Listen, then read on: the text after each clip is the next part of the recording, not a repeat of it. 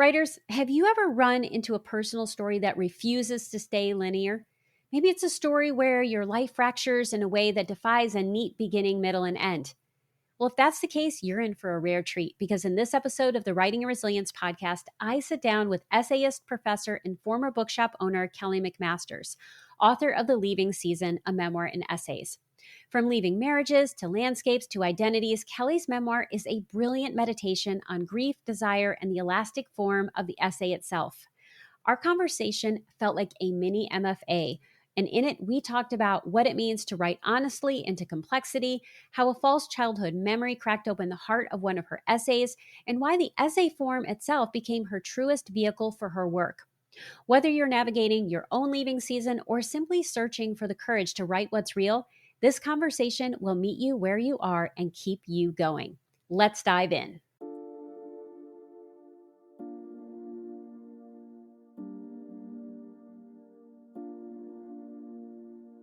Welcome to Writing and Resilience, a podcast for writers who want to create stories that change lives, especially their own. I'm your host, Lisa Cooper Ellison. As a writer and trauma-informed writing coach, I'm here to guide you on a transformative journey through the art of writing, self-discovery, and resilience. Each week, I'll share my best tricks, tips, and strategies to help you write more authentically, craft deeper, truer stories, and overcome the common storytelling roadblocks we all face. Together, we'll explore how to bounce back when life gets tough and stay connected to your inner calling. So grab your pen, your notebook, and an open heart. It's time to do the work that changes the world, one story at a time. Hey writers, it is Lisa Cooper Ellison here, and I am so excited to invite you to a special webinar I will be teaching on Wednesday, May 28th. It's called The Art of Reflection in Memoir. And if you've ever struggled with weaving deep personal reflection into your memoir or personal essay, this is the workshop you've been waiting for. I will guide you through practical tools to transform raw emotion into powerful storytelling, all while staying true to your voice and your experiences. This 90-minute webinar includes a transcript, workbook, and extensive Q&As, and it's just $25. That's right, it's only $25. And while the price is low, attendance is a huge investment into your writing life. So I hope you'll join me on May 28th and make your memoir not just a story, but a transformative experience for both you and your readers by signing up today at janefriedman.com or just clicking on the link in the show notes. I hope to see you there. Well, hello, Kelly. Welcome to the Writing and Resilience podcast. I am so happy to have you on today. Thanks so much for spending this time with me, Lisa. I'm really excited to be here. Well, I'm excited about the conversation that we're going to have about your book, which I happen to have here, The Leaving Season. OMG, it is such a good book. I absolutely loved reading it because, number one, it's a fantastic story. I really was drawn in by the story. I was compelled by everything that you wrote about, and you just write it so damn well. And that's always so nice. It's exciting when I see this, like I could tell the craft was there. We're going to get into that. But I always like to give my guests the first chance to tell us a little about themselves. And what would you like us to know about your book, The Leaving Season? Oh, that's great. Thank you. And thank you so much for saying that. It means a lot. Hitting both of those marks is something that I struggled with over and over with this story because it is a personal story. So my book, The Leaving Season, is a memoir in essays. It originated in that way. It is a book about leaving in general, so leaving a marriage specifically, but also leaving jobs, leaving homes, leaving geographies and identities, and leaving versions of yourself in the past. And so that was the center of the book. That's what cohered all of the essays together. But you can read it from the first page to the last as a straight memoir as well. It is also loosely chronological. And I think it has been called a bunch of different things. It's been called a divorce memoir. It's been called a motherhood memoir. It's been called a landscape book. And I think it really is all of those things. If you could choose one word for it, what would your word be? Oh, that's hard. I know. I think, look, the essay is my first love. And that form is so elastic and beautiful. And it feels like this open frontier. So I think the essay is at its heart what this book is. but that doesn't tell you what it's about. So it would have to be first on an essay shelf. And then I think secondarily, to me, by the end, it probably did start out as a divorce book, a motherhood book, and mostly a book about a woman trying to find her way back to herself. And I would agree with all of those things. There's so many compelling moments in this book, and I want everyone to read the book. So we're not going to get too deep into the plot, but you said that first and foremost, this is an essay collection. This is memoir and essays. I'm really curious as to why you chose to write it in this way versus writing a straightforward narrative, because there are so many really strong and compelling narrative elements in this book. Yeah, that's a great question. And I think it's one that my agent, my editor, and my first readers asked as well. And we went back and forth because this is a book that can be read also as straight memoir. We had a decision to make. But I felt that the essay was the most honest way of describing what was between these in these pages. And I think it was the most honest way for me to approach the topic. In reality, the topic, whether it's a motherhood, divorce, identity book, is grief. In the same way that we talk about, when you lose someone, those sort of stages of grief. My mother, when I grew up, she worked in hospice. And so we talked a lot about grief at home. And so I'm familiar, and throughout my life, the people that I've lost, I'm familiar with that process. And when I was going through the end of sort of the end days of my marriage, and then moving into that space where we were going to divorce, grief was really the closest description to it. And grief is cyclical, right? There Yes. is no linear narrative to grief because it's the kind of thing where 2 years, 20 years, 200 years could pass, right? And the smallest thing could still knock the wind out of you, out of Yes. by remembering something. So I think for me, the essay allowed me to approach in a kind of prism way, or almost like a Rubik's Cube. I would move into the space from different positions, different points of view, inhabiting different identities, different spaces, and sort of dart into the heart of the grief, but from different entry points. And the essay form allowed me to do that in a way that felt most representative of what the actual experience really was. I want to dive a little deeper into what an essay is versus straight narrative, because I feel like number one, you can go there with me. And number two, I think so many people get confused as to the work that an essay can do versus the work that a straightforward narrative can do. So, one of the ways that I try to describe this for people is, when you're writing a story, you're talking about the transformation of a person. And obviously, this is memoir. So there is this transformation of this person. You start off one way, understanding the world one way, seeing the world one way, operating one way. And then at the end, there are all of these ways that are different. But an essay is also an evolution of an idea. And so when you think about the difference between more straightforward narrative storytelling versus essay and using essay as the vehicle for telling a story, how would you describe it? It is tricky. And look, there are no 100% rules in writing. So Exactly. everybody might have a different opinion or what works for them. What works for me when I know that I need to sit down and write an essay is when I have these two layers operating. One layer is certainly that personal transformation. Often for me, it begins with a question. And most of the time, I would say 95% of the time, I don't necessarily arrive at an answer to that question, Right. right? You might arrive at a different question, but that searching, that sort of curiosity driven forward movement, that's the underlying spine.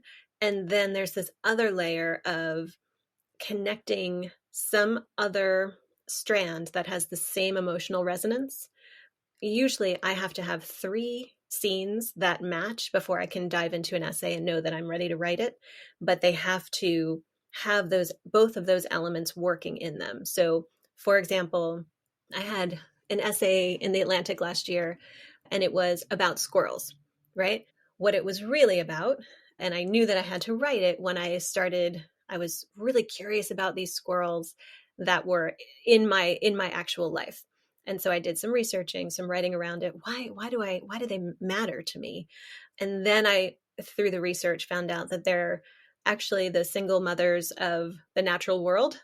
And I thought, well, there we go. Now I'm really interested. And then sort of understanding, okay, there's something about these squirrels where I'm seeing an alignment in my own life and the questions I'm asking myself at the moment.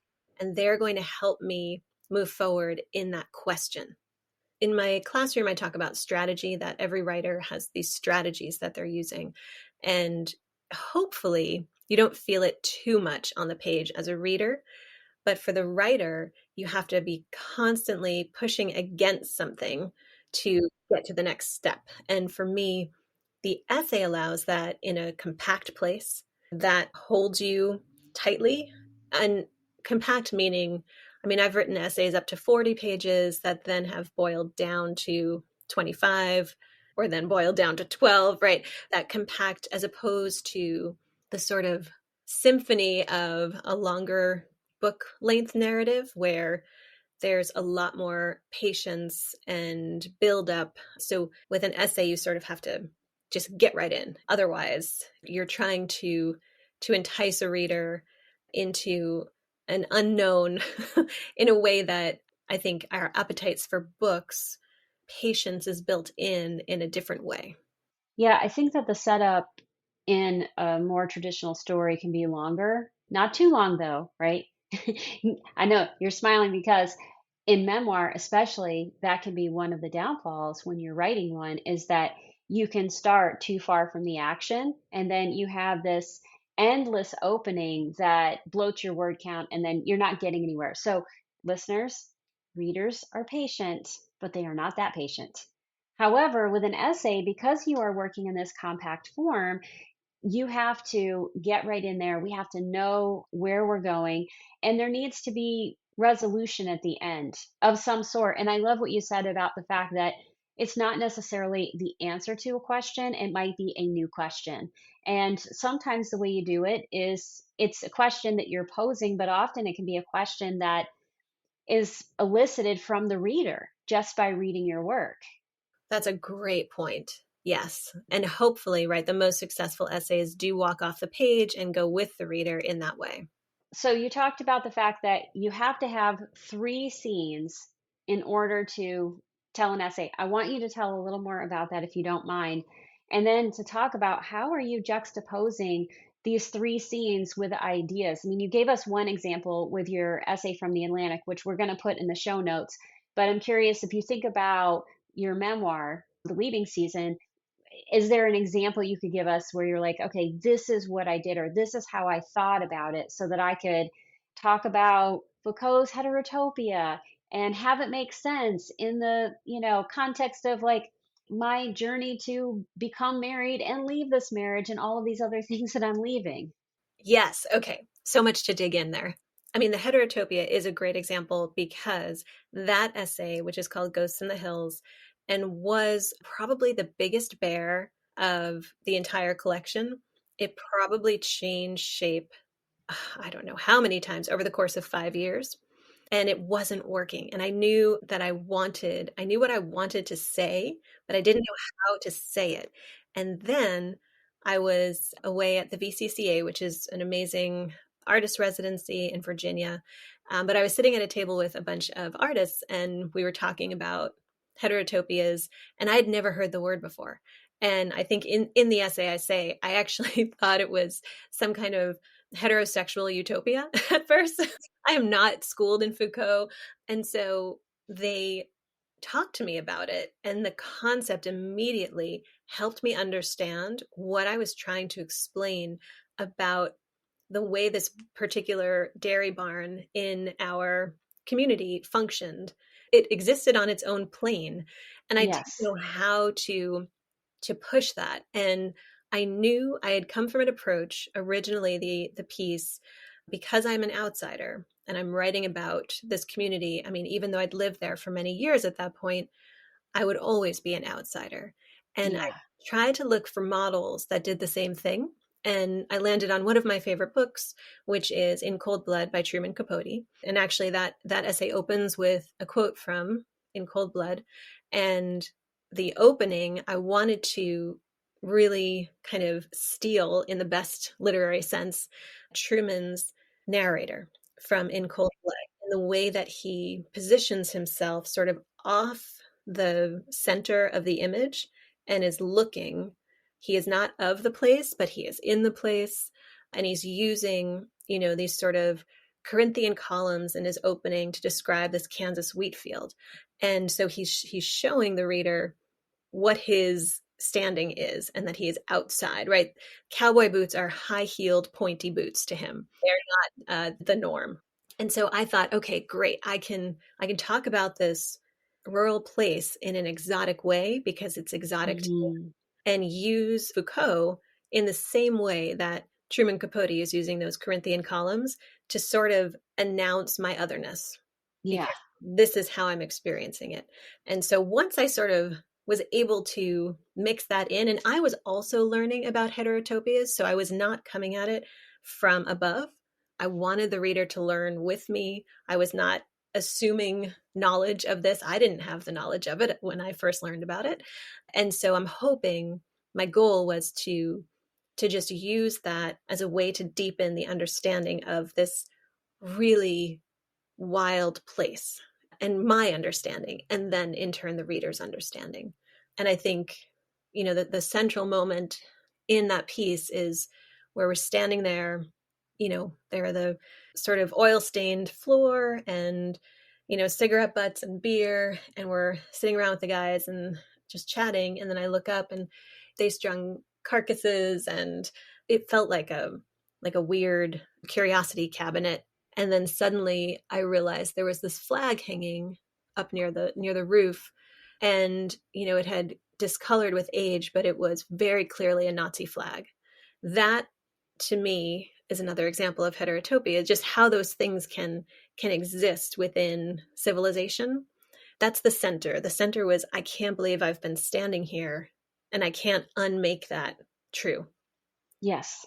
And in order to get to that moment, the heterotopia led me in there. And so once I got there, I was able to also build in, that was the pivotal scene, but the scene of, I wanted everyone to fall in love with these men the same way I had first, and then also see what it feels to have to leave them behind.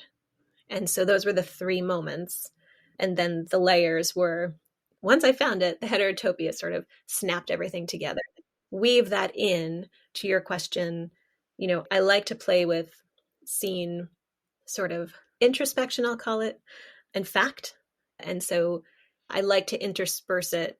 And then usually, hopefully at the end, they all become one strand. That's when I feel like I have succeeded. And so if someone picks up your book, like first I would say read it to understand the entire story. I think that's always a good place to start. But yeah, you have this nice interweaving, and I'll sometimes I'll talk about it in terms of zooming in and zooming out. Like we zoom into our own personal story, then we zoom out to these other concepts or things happening in the world. And I found that the all of the things you said about the barn to be so compelling because I grew up in upstate New York, and I know those barns. Okay, I know those barns. I have been in those barns also as the outsider. And there have been moments where I have seen things that I cannot unsee. And then I have to reckon with my place in that barn and like what does it mean to stand here? And am I complicit in something? And also can I really embrace the fact that the people who are also inhabiting this barn are not one thing, right? And that doesn't mean that for either of us, we condone anything that is, reprehensible. We don't. Right. And nothing happens in a vacuum. Right. And in the same way that a character can't be all evil or all Right. good, because that's just not truth. Yeah, and so you use these different techniques to get to the truth of your own experience, but also to tell these deeper truths. And you do that magnificently. And another thing that you do really well that I think can be so hard, and I'm really curious about it because I'm also working on an essay collection myself, and I'm finding like, oh, there's the thread again, there's the thread again. And how do you weave threads of your own story or perhaps metaphors or themes into something like an essay collection so that it feels like each time it shows up, it packs a different punch Yep. without being repetitive. I mean, I think that's the art form, and you did that really well. What things would come through, and I would feel like they were Easter eggs, right? So you have like something there, and they're like, "Oh, there it is again. Ooh, it's a new one." But instead of just being like an Easter egg, maybe here it was pink and now it's blue because it has a different meaning. So yeah, how did you do that? Right. Even the touchstones have to change. And usually that, right, I'm arriving with new information as the narrator. And of course the reader is on my shoulder, so they have more information and see it differently too. I think a lot of that honestly is revision. When I realized I was writing a book, which it took me a little while to realize that, I put them all together. And I think there are 19 essays in there now. There were probably 24 at one point when it was its largest. I love the word bloated that you used before. And so when it was its largest, bloated, it was 24 essays. And I had to weigh each one and make sure they were doing different work, that I Yes. understood the work they were doing. And when I would read from start to finish, which was hard to do over and over when it's your own work because you stop seeing it. And Mhm. what I realized was, in particular, oh, hey, I've got fire in a few places here. What's that about? And then I would sort of isolate those spots. So, fire is one thing that I think does move through the entire collection. And my hope is that it would not sort of hit a reader on the head. You know, in the first essay, which is called Home Fires, was the last thing that I wrote because I knew what I wanted to draw my reader's attention to. I had to write everything else in order to know what those first pages should be. That's when I realized, okay, we need to start with this idea of fire. And I understand that ultimately one of the overarching arguments is not exactly the right word, but my overarching questions, I would say, is the idea of marriage being like a fire that is like a controlled burn. Like you're constantly trying to control the fire, but nobody can really. I mean, we've learned that lesson so many times this year, Right. right? Between LA, Long Island, right here where I live, we had someone try to make s'mores in the morning and half the Pine Oh Barrens. my gosh. So nobody can really control fire. And that's Right. something in man's history that is a constant. And so that was a thesis that I was working towards trying to prove or understand if I still believed by the end. And so every time you see fire in the book, it's trying to weigh that question. But I could only do that upon revision. And once I knew I was going to do that, then every time I saw it, I wanted to really crystallize it and dial it in so that I was paying attention to it. Yeah, I love that answer. And I have a curiosity in terms of revision because so much of writing is revision. And I think, especially emerging writers, either don't understand that or forget that, there is truth in your first draft. There can be magic in your first draft. And there is also so much more to mine. And sometimes the mining happens in your computer with you looking at the screen and, cutting and pasting or doing whatever. And then sometimes the work is off the page. And Laura Lillybridge, she's someone else that I interviewed. I love Laura. And her book, The Truth About Unringing Phones, is a very non-linear, I would say more of a mosaic. It's not a straightforward essay collection, but it's extremely nonlinear in the way that she is exploring this relationship she has with her father. And she did a lot of the work on the wall. I mean, with sticky notes. She was like pulling out themes and, you know, there were so many colors. Yes, yes, yes. That's what I wanted to know. Yeah, my wall is full of note cards. I didn't mean to interrupt you, but I just wanted to confirm. No, no, I was so glad that you did because, yeah, I think that there's something that happens to our brains when we get away from the computer in terms of how we can make new connections and how we can manipulate the work that can't happen on the screen. And I'm a big fan of the sticky note or the note card.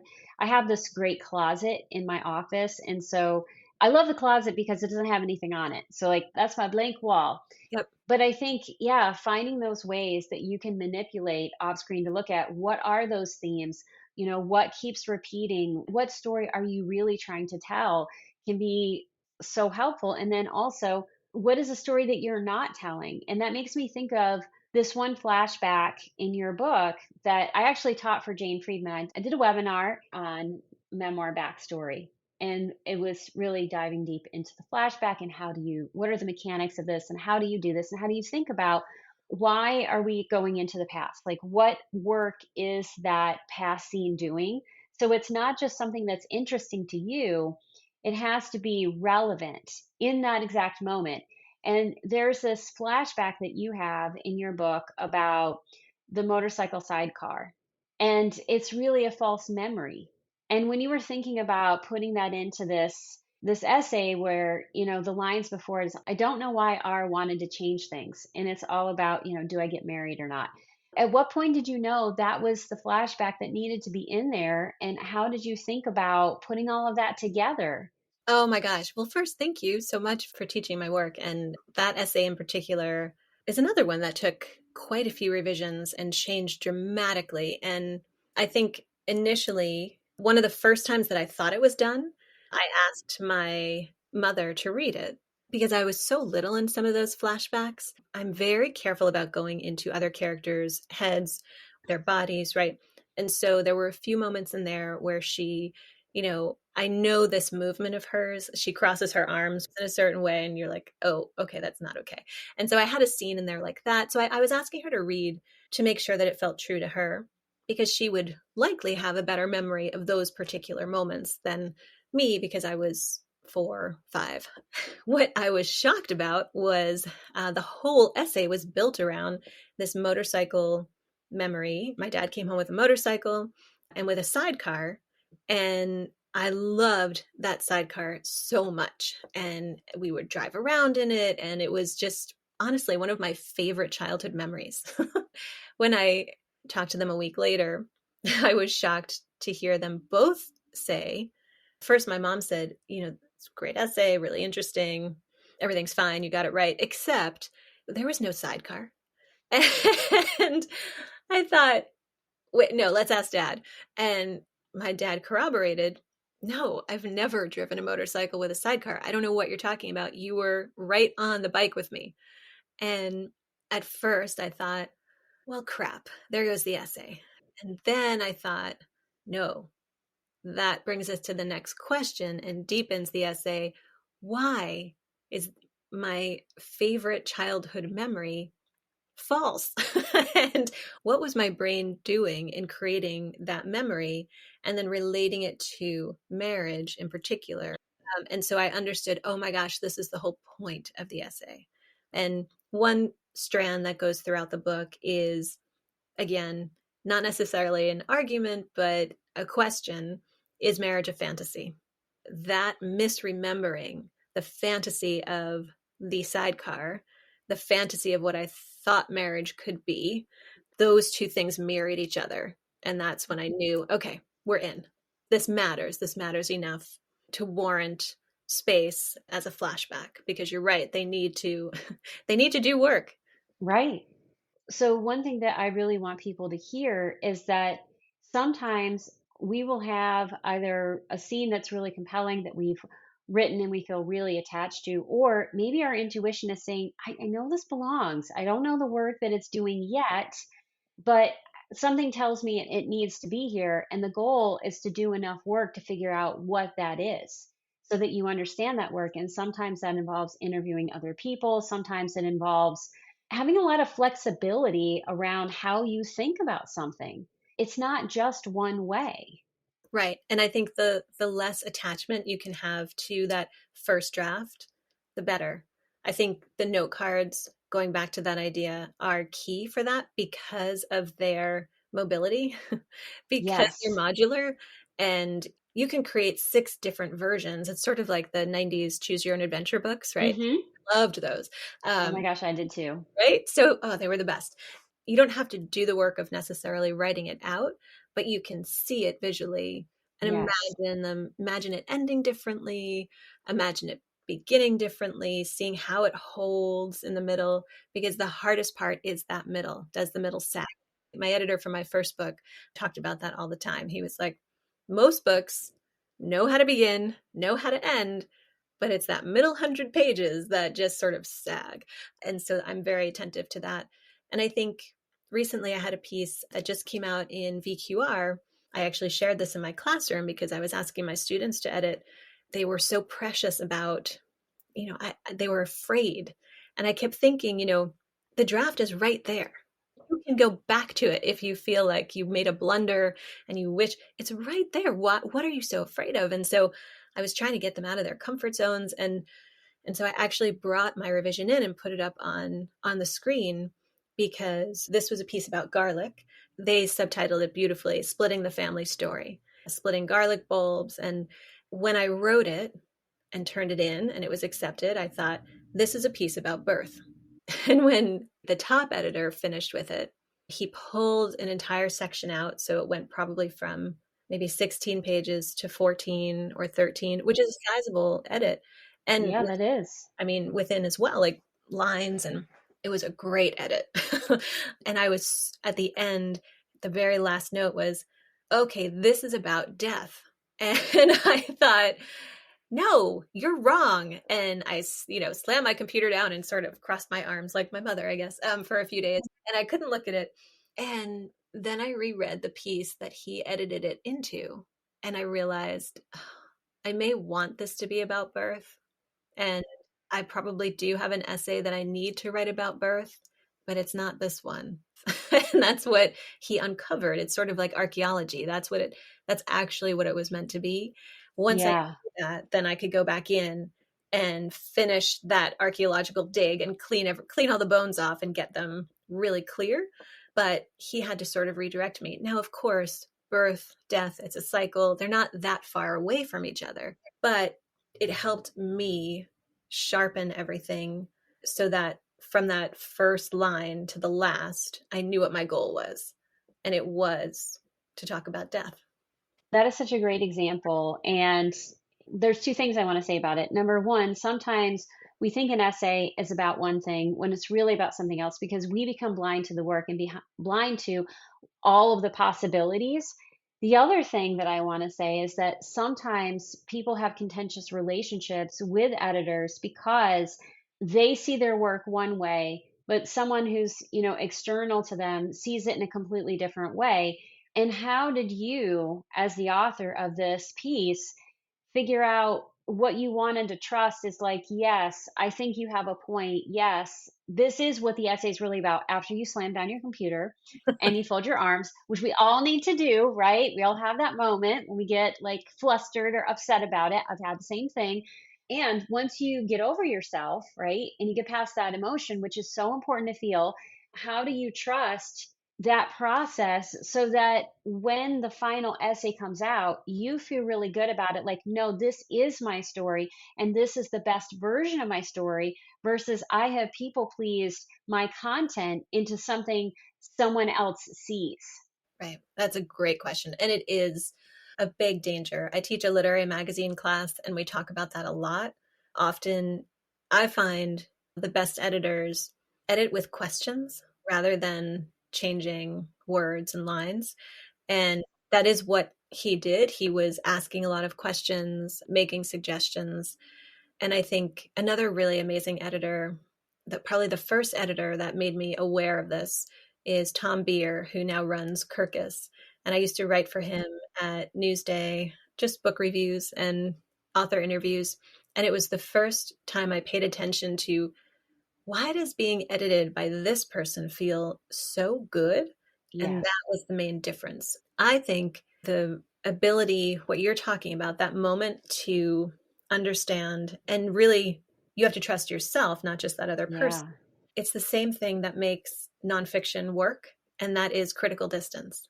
You have to have enough distance from that piece, from your work, to have a clear sense of, is this making it stronger or is this moving it away from my intention? Yes. And once I was able to cool down and go back into it, and I pulled out what he had suggested cutting onto another document, and I read through that. It was another essay. It was another essay entirely. So now I'm excited because I have two essays, but it was trying to wedge itself in, Yes. and it just wasn't fitting, and he called me on it. And maybe if instead of 15 pages, maybe in another 2 to 4 years and 20 more pages, I could figure out how to do that. But I really liked the essay the way he saw it. And similarly, my editor for the Leaving Season, Jill Bielatsky, who's a literary psychic, more like a medium, I came to her with the proposal. My agent and I had a meeting with her, and it was initially, right now the book is split into three, and it's city, country, suburbs. It's very landscape based. That's what grounds it, that's the anchor.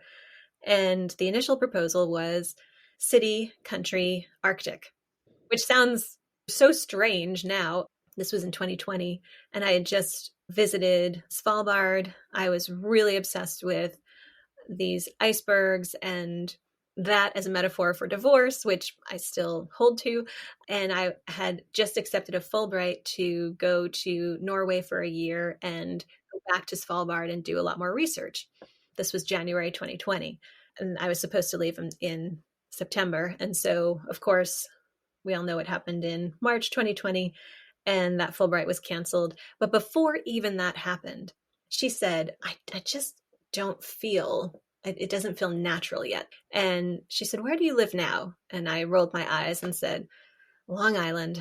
And she said, how do you feel about that? And I was like, oh, I grew up here. I moved away. I had to come back. The suburbs are terrible. And she said, maybe you should write into that. Sure enough, this is the book it's supposed to be. Yeah. And I wouldn't have known that if I said, nope, it's the Arctic and that's the way it is. I know what books she publishes. I know what writers she publishes. In VQR, I mean, that is my dream publication. I was so excited. I trust those editors and I trust the work that they've done. So I trusted both of those editors to at least be open to what they were suggesting. And then I made it my own. It's still my byline. Like, one editor came back about the Leaving Season and said, I think you should make it all about the bookshop, and that's it. That was not the story I wanted to tell, and I knew that, so I just said, no, thank you. It's an interesting story, but it's not the story I wanted to tell.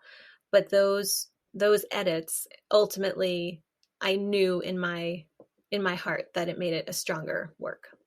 Yeah, so knowing what to take in and knowing when to say no thank you is so important, and it can be so difficult, especially when you're working with personal material where the story can feel so attached to your life, which of course it does. I was having a conversation with someone yesterday where I was talking about the fact that, yes, of course, all of these things, especially things that have big emotional, connections to you, they are important in your life. And the hardest part about being a writer is that you have to be ruthless about what you insert into a story. They're two different things. Yes, absolutely. The story, it's everything is in service to the story as opposed to yourself. And you can still write those things, but even the construction of your narrator, right? We should begin Yeah. there because it is a construction, and every essay needs a different narrator. It's a different Yes. version of you. And even if you are writing right now, when you go back to revise, you're not that same person. So Exactly. it's false. It's not your journal, right? And I also, along with note cards, I'm a big proponent of writing in journals and writing alongside the other work in that way to allow experiment, to allow, right, that modularity, just moving to handwritten pages or even in your phone. I know my students love their phones and they all use the Notes app as their journals. Whatever works for you. I think anything to remind you, writing is a calling, but it is a job, and you have a job to do. And I have a very kind of blue collar approach to it this way. But I think that is, you are not the point. It's the piece that is the point. That is such an important point, and I'm so glad that you shared that. Well, there are so many things that we could talk about today, and oh my gosh, we didn't even get into all of the good stuff. But one thing that you did talk about in our pre-interview, you were talking about shame, and we don't have time to go into all of it, but there is an aspect of shame in this book. So if there's anything short you want to say about that, my question to you is, how did you nurture yourself when you were doing that? How did you take care of yourself when there was shame in the story? And now that it's out in the world and you're working on other things, but you're still promoting this book because that never ends.